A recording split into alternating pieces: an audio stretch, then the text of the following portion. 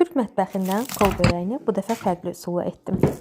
Səndimə hər dəfə eyni səhvi edirmişəm. Ona görə də qatları itirdi. Xəmirinə mütləq bir qədər duru yağ vurmalı və yağlanmış yuxaları kənarda bir neçə saat dinləndirmək lazım imiş.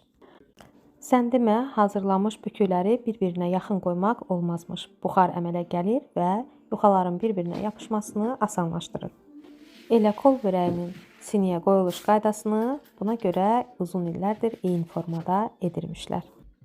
Arasına istəyən qiymə, kartof püresi və yaxud da ki, hər hansı bir içliyi qoya bilərsiniz. Bizim evdə mərcili içlik daha çox sevildiyinə görə mən mərcili içliklə hazırladım. Buyurun izləyin, bu da nəticə.